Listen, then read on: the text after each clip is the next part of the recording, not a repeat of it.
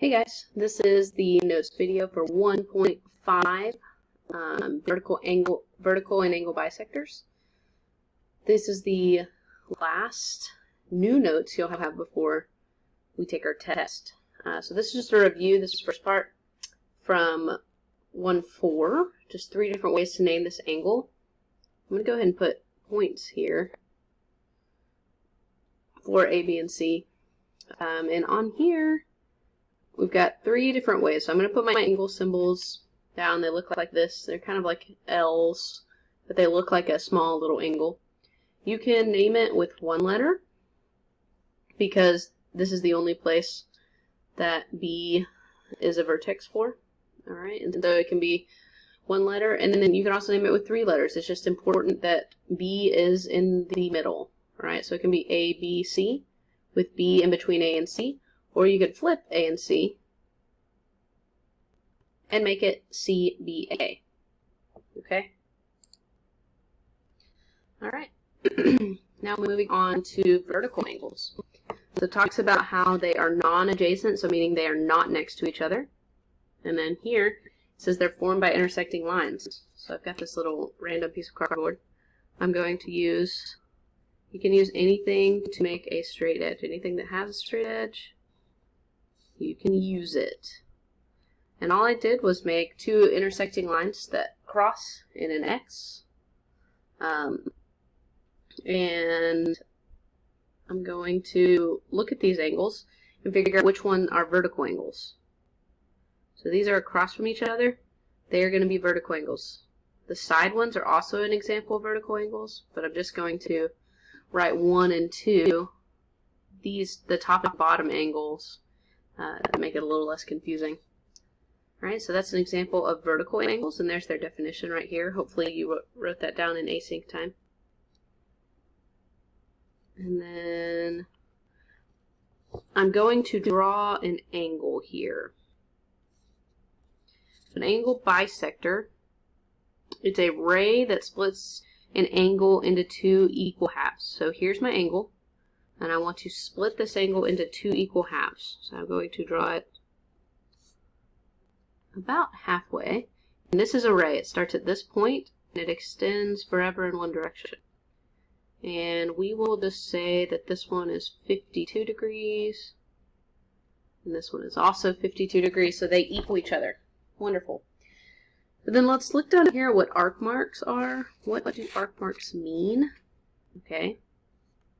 Well, for one, arc marks are right here inside the angle, so it's this little red piece. And they show that 2 angles are congruent. So it's like those tick mark things we talked about in 1.2 and 1.3 when we were talking about segment addition.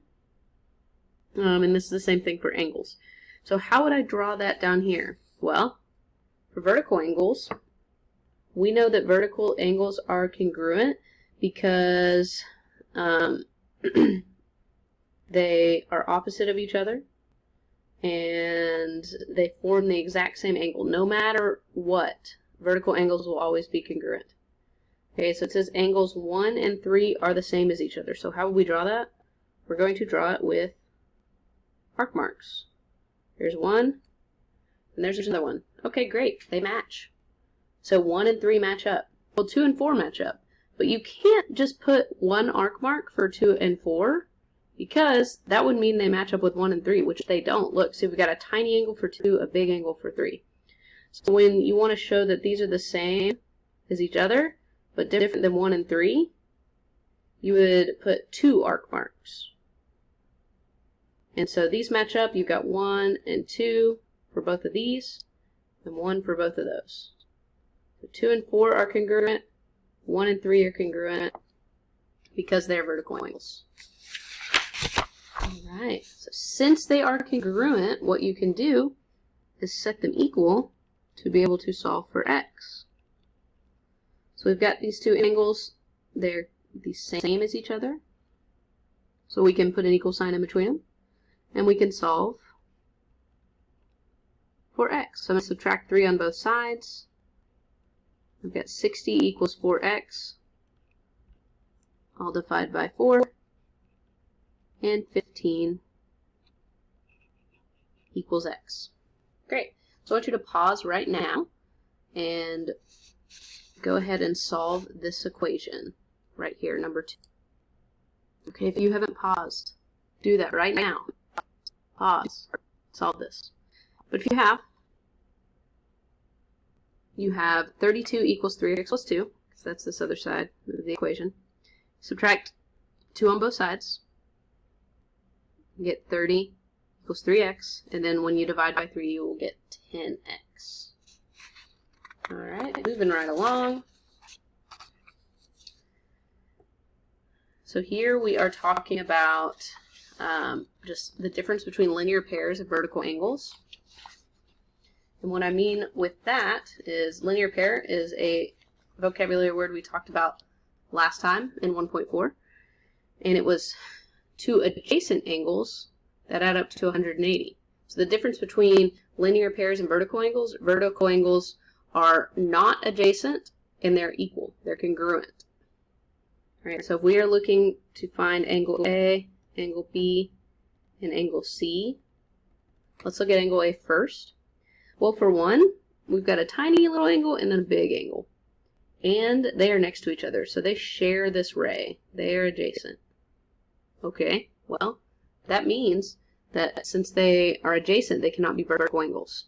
But they are linear pairs because they are adjacent, and they're supplementary because they are on a straight line. So we've got 180 degrees minus 36 because they should add up to 180. And so if we subtract 36 from 180, we get 144. Great. All right, then when we look at B, well, it's across from 123. They're not adjacent. They're not touching, and they're also two really obtuse angles. So that's another hint. They are vertical angles, so they are going to be congruent. So there's no adding or subtracting here. They're just the same. All right, and then this last one, we've got angle C and we've got 93, and we've got to figure out how they are pairs. Well, they're next to each other, so they can't be vertical angles, and they are on a straight line. So that means they add up to 180. So another way to write that would be 93 plus angle C equals 180. And then you subtract 93 on both sides. So angle C would be 87 degrees. And I'll write that over here. And so these are just ways to look at linear pairs and vertical angles and be able to identify them with a little more complicated picture. Alright, let's look at number 4. So this word bisects. Anytime I see the word bisects, I want to think cuts in half. In my head, I want to think, okay, something is bisected, it's cut in half, and those two halves are going to be equal to each other. So if my two halves are equal, I'll put my arc marks. 33 is equal to 4x plus 1, and I'm going to subtract 1 on both sides. 32 equals, having double writing, 4x. If I divide by 4, I'll get x equals 8. Okay? So for angle bisectors, remember, they cut each other in half. If you're given the two halves, you can just set them equal and solve. This equation, we have to know how these are written. So it's PRQ is x plus 40. And then 3x minus 20 is QRS. Okay, so we've got x plus 40 equals 3x minus 20. This is a little more complicated because we now have variables on both sides. So make sure when you are subtracting x from both sides, because you're trying to get all the x's on one side and all the numbers on the other side, that you bring your 40 down and you take 3x minus 1x. So that 1 is assumed there. You get 40 equals 2x minus 20. We're going to add 20 on both sides. You get 60 equals 2x. And you would divide by 2, and x equals 30. If you just want to check yourself, you could plug 30 in, and you would get 30 plus 40, which is 70 degrees here. And then 3 times 30 is 90, minus 20 equals 70. So we are in the clear. They are both equal, and that's a way that you can check your answer if you need to. All right, let's move on. So these don't look like they bisect each other, right? Not all pictures are drawn to scale. But this says ray EF bisects angle DEG. So this ray cuts this angle in half. So these are congruent. The tricky part about this one, we've got angle DEF equals 3x plus 1. And then angle DEG equals 5x plus 19. Oh, goodness. What is that? So it's not FEG, all right? So I want you to be aware of that. We don't know what this angle is, okay? We know that it's equal to DEF, and we know what the whole angle is. So the whole thing is 5x plus 19. So angle DEG equals 5x plus 19. We know that 2 of these will equal 1 of these. And how do we know that? Because we know that this angle is cut in half. So if we have 2 of these, I'm going to show you, there's a few different ways to set this up. You know that this is 3x plus 1, and this can also be 3x plus 1 because they are the exact same angle. Alright, so I can write it like this. We can have 2 3x plus 1s and set it equal to 5x plus 19. That's one way you can set it up. Or you can have 3x plus 1 plus 3x plus 1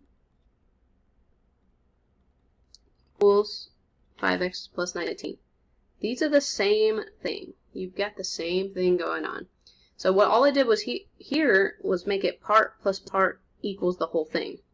Since we know that these are congruent, we know that we can write that out. This part plus this part equals the whole thing. I'm actually going to do this because it takes, it's just a more simple looking equation, but these are the same equations. So we've got 6x plus 2 equals 5x plus 19. I can subtract 5x, subtract 5x.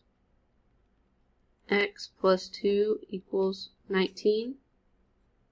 And then subtract 2 on both sides. So x is going to equal 17. So this one was a little bit tricky. You have to understand how to name these angles. If you don't understand how to name the angles, you're going to label it incorrectly. And you would get it wrong if you just set 5x plus 19 equal to 3x plus 1, because half of the angle cannot equal the whole thing. Alright, that's why we multiplied by 2, because 2 halves equal 1 whole. Okay? Last page. We've got this. So if you are in advanced, you need to stick around for this. If you are in regular geometry, if you would just like a challenge, then you're welcome to stay. We've got ray AB is the angle bisector. So this is just a little bit different way to see it for CAD. Alright, we've got x plus 7. Oh, it's on the crack on the table. X plus 7 equals 2 times 3x minus 4. So all we did was take these two and set them equal to each other. X plus 7 equals 6x minus 8. Going to subtract x on both sides. 7 equals 5x minus 8. Oh goodness, why would I add 9? I'm going to add 8 on both sides.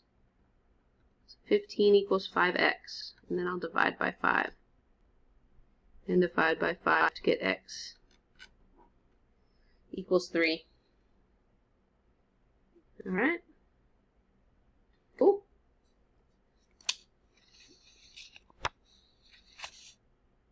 Alright, for this last one, using what you know about vertical angles and linear pairs, solve for x, y, and plug in the value to find each one of these angles.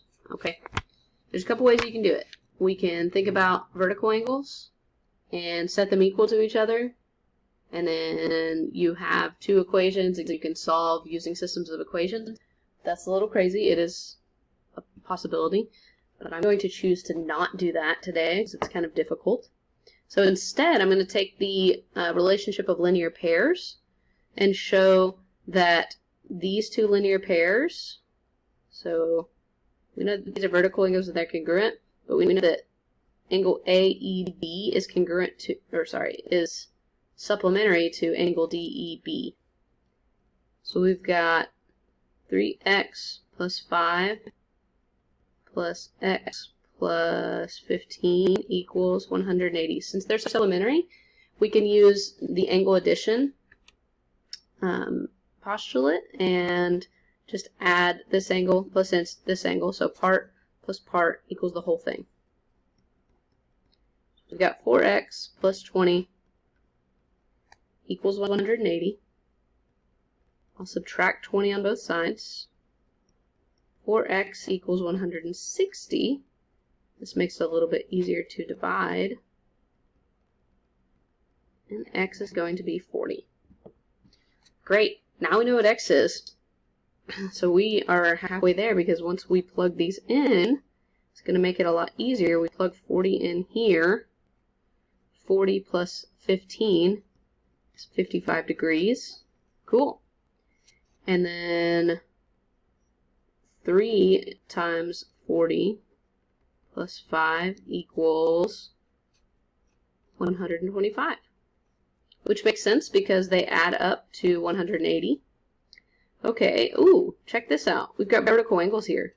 So this is 125 degrees. So this also has to be 125 degrees. Interesting. And then another thing here, we've got more vertical angles. So I'll add the arc marks. This needs to equal 55.